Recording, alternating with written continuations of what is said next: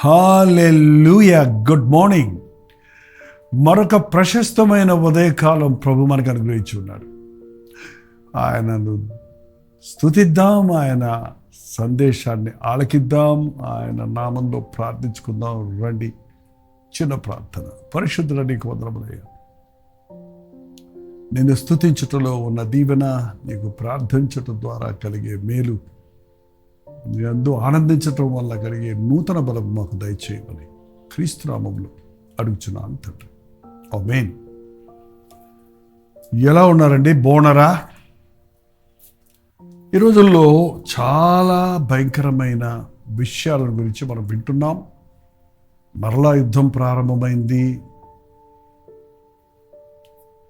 బంగ్లాదేశ్లో ప్రభుత్వాలు కూలిపోయినాయి. కేరళలో వరదలతో ఎంతోమంది వారి గృహాలను పోగొట్టుకున్నారు. అసలు కొన్ని గ్రామాలు లేవటండి.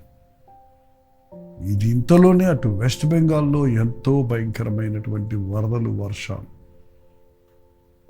ప్రాణానికి ఎటువంటి గ్యారంటీ లేని పరిస్థితుల్లో ఉన్నాం కదండి. ఎప్పుడూ అంతే అనుకోండి. కానీ ఇప్పుడు ఏకొమ్ముడిగా ఇటువంటి విపత్తులు జరుగుతూ ఉన్నప్పుడు, మనం న్యూస్లో వింటున్నప్పుడు, ఇతరుల గురించి వింటున్నప్పుడు అది వేరే విషయం. ఆ విపత్తులో నీ బిడ్డో, నా బిడ్డో, మన ఇంటి వారో, మన కుటుంబీకులో ఉన్నారనుకోండి, అప్పుడు ఆ వేదన, రోదన ఎంత భయంకరంగా ఉంటుంది. పక్కింటి వాళ్ళ ఇల్లు కాలుతున్నప్పుడు ఒకవేళ నీకు భారం ఉండదేమో, కానీ ఆ ఇల్లు నీ ఇంటికి, ఆ మంట నీ ఇంటికి అంటుకుంటే ఎటోట చెప్పండి.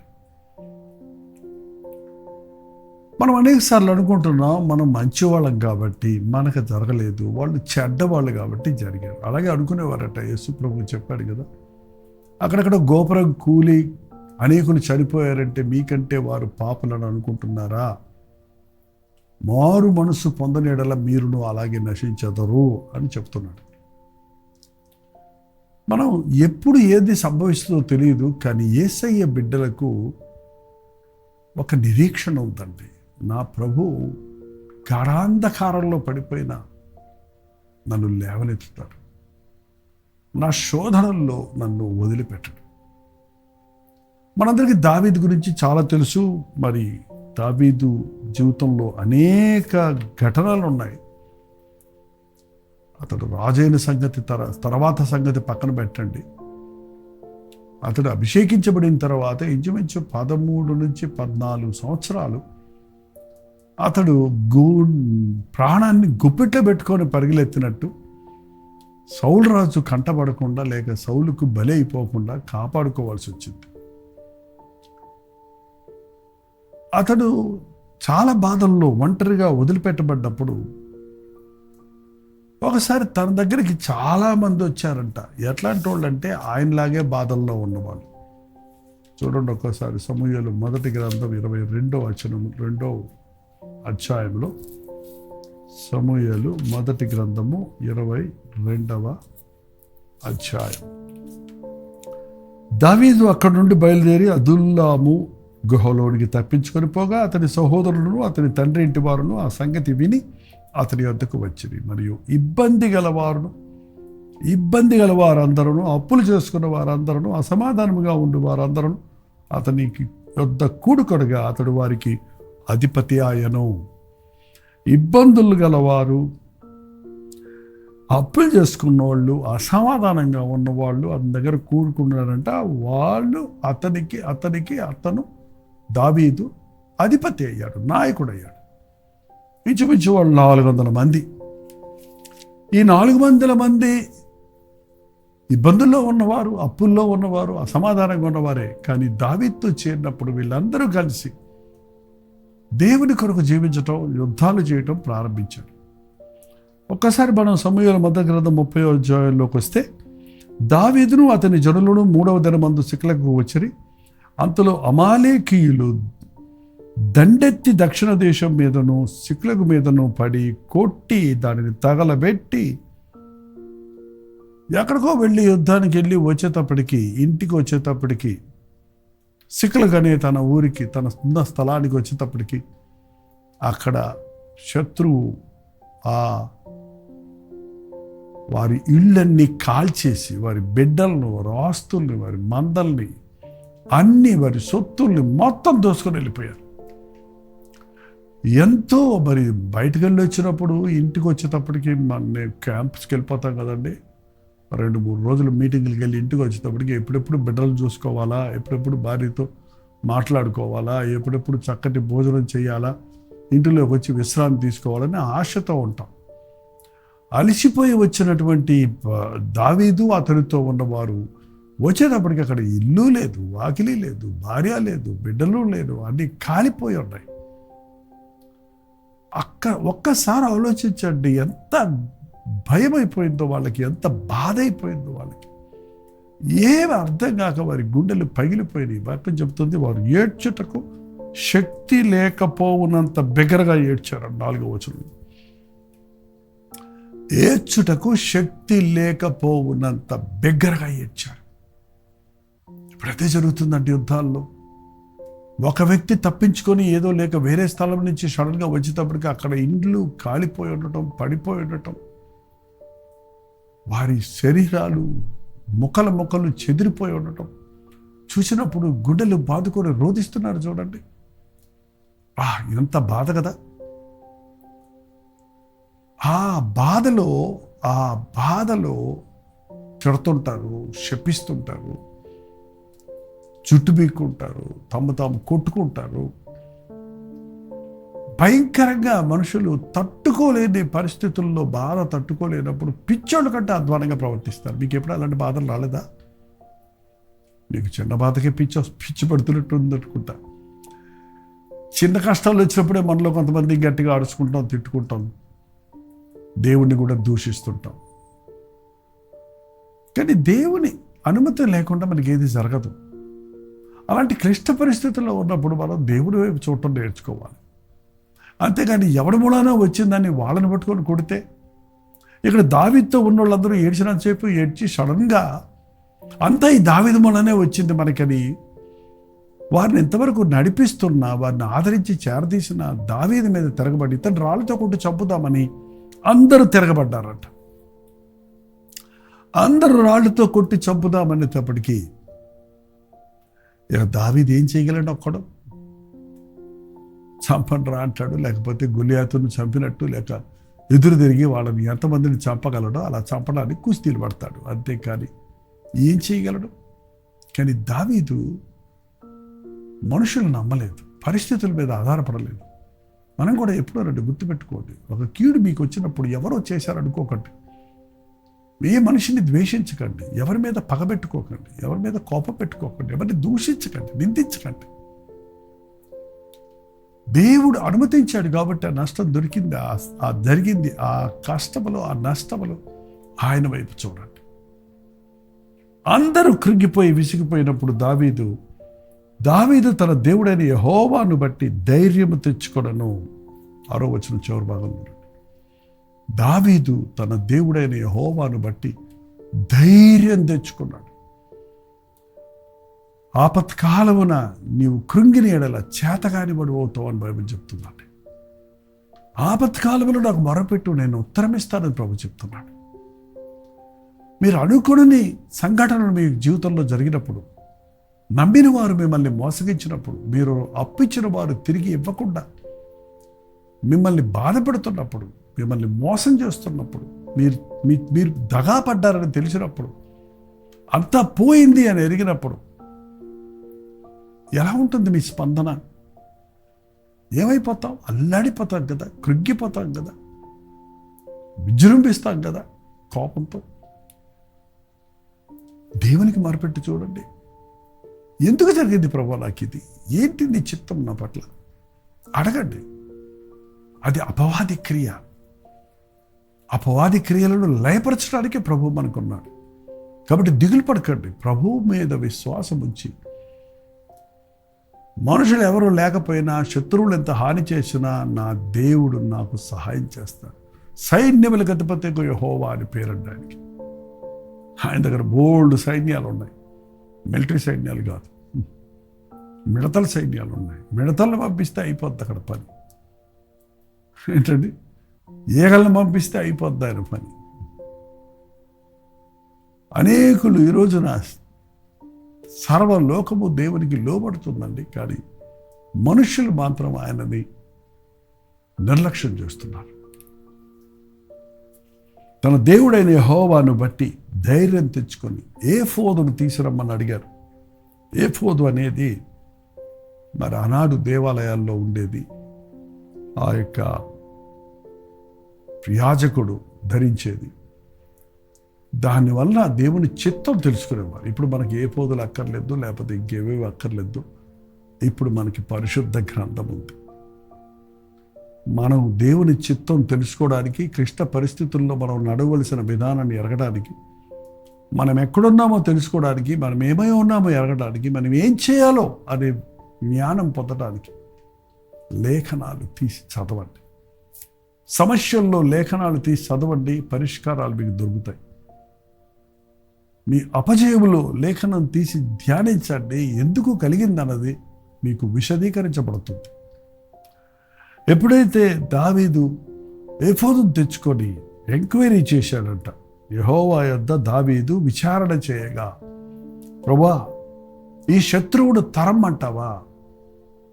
ఈ శత్రువులు వెంట పడితే మాకు జయమిస్తావా అని ప్రభువుని అడిగితే, ప్రభు అన్నాడు, తరుము, నిశ్చయముగా నీవు వారిని కలుసుకుందామని, తప్పక నీ వారందరినీ దక్కించుకుందామని సెలవిచ్చాను. హల్లెలూయా. దేవుడు చెప్పింది చేస్తే గొప్ప దీవెన చూస్తామండి. దేవుడిని అడగకుండా, దేవునికి చెప్పకుండా మీరు ఏది చేయకండి. వెళ్ళమంటావా? లేదా చాలామంది దుబాయ్ వెళ్తాము, సింగపూర్ వెళ్తాము, యూకే వెళ్తాము, యుఎస్ఏ వెళ్తాము, ఆస్ట్రేలియా వెళ్తాము, స్విట్జర్లాండ్ వెళ్తాం. అక్కడికి వెళ్ళి చదువుతాము, అది చేస్తాం, ఉద్యోగం చేస్తాం, లాభం సంపాదించుకుంటాం, వ్యాపారం చేస్తాం అనుకుంటున్నారు. కానీ నేడైనా రేపైనా నువ్వు ఏమి సంభవించడం మనకు తెలియదండి. ఒక పట్టణంలోకి వెళ్ళి 1 సంవత్సరం పాటు అక్కడ ఉండి వ్యాపారం చేసి లాభం సంపాదించుకుందుకు రండని చెప్పుకొని వారలారా, రేపేమి సంభవించను నీకు తెలియదు. మీరు ఎంతలో కనబడి అంతలో మాయమైపోయేవారు. దేవుడి చిత్తములో నువ్వు ఎక్కడికి వెళ్ళినా దీవించబడతావు. దేవుని చిత్తములోని మీ ప్రయాణాలు ఉండేటట్టు చూడండి. దేవుడి చిత్తములోని మీ కార్యాలు ఉండేటట్టు చూడండి. యుద్ధానికి వెళ్ళమంటావా? వెళ్ళు, నీకు నిశ్చయముగా నీకు జయముంది అన్న ప్రభు అభయాన్ని పొంది వెళ్ళాడండి దావీదు. తనతో ఉన్నవాళ్ళు కూడా వచ్చారు. తరుము శత్రువుడు తరిమి కొట్టాలి. మరి దరిదాపుల్లో ఉండి వాడు మళ్ళీ రాకున్నట్లు తరుము అన్నప్పుడు వాళ్ళు తరవటం మొదలుపెట్టాడు. ఆ మధ్యలో ఎంత అద్భుతంగా ఒక సమాచారాన్ని వారికి అందించాడు దేవుడు. అక్కడ ఒకడు పరిగెత్తలేక అక్కడ పడిపోయి ఉంటే అతని దగ్గరికి వెళ్తే నన్ను చంపకండి, నేను చెప్తానని ఏ పక్క వెళ్ళారని చెబితే దారి తెలుసుకొని ఆ పక్క వెళ్ళటం. వారు ప్రార్థనాపూర్వకంగా వెళ్ళారు కాబట్టి, వాళ్ళు ప్రార్థనతో వెళ్ళారు కాబట్టి, చూడండి మన యెహోవా సైన్యము మన ముందర నడుస్తుంది. మనకంటే ముందే దేవుడు మనకి మార్గాన్ని సిద్ధపరుస్తాడు. ఈ దావీదు అతని అనుచరులు వారు బస చేసిన స్థలములోనికి వెళ్ళేలోగా, ఈ అధ్యాయం అంతా మీరు చదవండి, మీకు బాగా అవగాహన అవుతుంది. ధ్యానించండి. మరి మనకు అనుదిన ధ్యానం కాబట్టి కొద్ది మాటతో మీకు ఒక తలంపును, ఒక ఆలోచనను, ఒక వర్తమానంలోని ఒక టిప్ దినమంతా మీరు ధ్యానించుకోవడానికి, బ్రతుకంతటికి మీకు ప్రయోజనకరంగా ఉండేది. ఏడ్చినప్పుడు, ఏడవటకు శక్తి లేకుండా ఏడవలసి వచ్చినప్పుడు, నువ్వు ఆనుకున్న వారే నిన్ను చేయబడిచినప్పుడు, నీతో ఉన్నవారే నీపై తిరగబడినప్పుడు, దేవుడు ఎప్పుడు నీ ప్రార్థన వినటానికి సిద్ధంగా ఉన్నాడన్న సంగతి మరవద్దు. నీ చుట్టూ సాతాను కోటలు కట్టొచ్చు, కానీ నీ పైన కప్పు వేయలేడు. ప్రభువుకు మొరపెట్టకుండా నిన్ను ఆపలేడు. దేవునికి మొరపెట్టి ఆయన చెయ్యమన్నది చేసి చూడండి. దావీదు తను పోగొట్టుకున్నవన్నీ తిరిగి పొందుకున్నాడని బైబిల్లో ఉంది. అక్కడే ఉంది చివరి వచనం. పోగొట్టుకున్నవన్నీ తిరిగి పొందుకున్నాడు. ఏ ఒక్కటి కూడా మిస్ అవ్వలేదు. వాళ్ళ బిడ్డలు, వాళ్ళ భార్యలు, వారి యొక్క ఆస్తులు, వారి మేకలు, గొర్రెలు అన్నీ అంతేకాదు ఆ శత్రువులు వీరి దండు శబ్దం విని తరమకుండానే పారిపోయారు. వారి వస్తువులు, వారి ఆహార పదార్థాలు కూడా వదిలిపెట్టిపోయారు. దోపు సొమ్ము దొరికిందట 2 అంతలు మండి.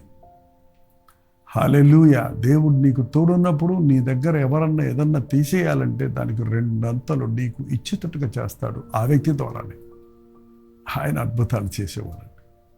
ఆయన నమ్ముదాం, ఆయన చిత్తాన్ని ఎరుగుదాం. మనం చేసే ప్రతి ప్రక్రియ దేవునికి ఇష్టమైందేనా, దేవుని చిత్తానుసారమైందేనా అని అడిగి ప్రారంభిద్దాం, ముగిద్దాం. దేవుణ్ణి మహిమపరుద్దాం, మనం దీవించబడదాం. ప్రార్థన. పరిశుద్ధుడ ప్రేమగల తండ్రి, ఎవరెవరు ఎక్కడెక్కడి నుంచి మాటలు వింటున్నారో, ఈ ప్రార్థనలు ఏకీభవిస్తున్నారు, ఏ బాధలో ఉన్నారు, ఏడవడానికి శక్తి లేనంతగా ఏడుస్తున్నారు, కుమిలిపోతున్నారు, ఎవరికి చెప్పుకోలేక నలిగిపోతున్నారు, నీ పాదాల దగ్గరికి రావును వచ్చినట్లుగా మోకాళ్ళ నుండి ప్రార్థించుటకు నీ ధర్మశాస్త్రాన్ని, నీ బైబిల్ను తెరిచి నీ చిత్తాన్ని ఎరుగుటకు నాయన జీవము కలిగిన నీ వాక్యము ద్వారా మాట్లాడు. ఎవరెవరు ఎక్కడెక్కడి నుంచి నాయన ఈ ఉదయకాలం నాయన ఈ యొక్క లైవ్లో కనెక్ట్ అయ్యారు, వారందరి మంచి నీ కార్యాన్ని జరిగించు. నీ చిత్తము చేయుటకు, నీ తోడు కలిగి జయమును పొందుటకు మా ఒక్కొక్కరికి సహాయం చేయమని క్రీస్తు నామములో అడుగుచున్నాను తండ్రి. ఆమేన్. మన తండ్రి అయిన దేవుని యొక్క ప్రేమయు, కుమారుడైన క్రీస్తు యొక్క కృపయు, ఆదరణకర్త అయిన పరిశుద్ధాత్మ యొక్క సహవాసం కుడి వచ్చిన మనందరికీ ఇప్పుడున్న సదాకాలము తోడైనను గాక. ఆమేన్. దేవుని స్తోత్రం. మీ ప్రార్థనా స్తోత్రాలు భారాలు 954041 నెంబర్కి, మీరు ఇతర దేశాల్లో ఉంటే 91001000 నెంబర్కి ఒక టెక్స్ట్ లేక వాయిస్ మెసేజ్ ద్వారా వాట్సాప్ పెట్టండి. మీ నిమిత్తమై ప్రార్థిస్తున్నాం. తప్పక ప్రభు మీకు జయమిస్తాడు. Doctor Jayapalli YouTube channel like చేయడం, షేర్ చేయడం, కామెంట్ సెక్షన్లోకి వచ్చి మీ పేరు, ఊరు టైప్ చేయడం మర్చిపోకండి. ప్రభుత్వమైతే మధ్యాహ్నం 3 గంటలకు హెచ్చరిక, అలాగే రాత్రి 9 గంటలకు కలువరి ప్రతి గురిలో మళ్ళీ కలుసుకుందాం. ఆ దొరుకుదేవుని మహాకృప మీకు తోడైనది గాక.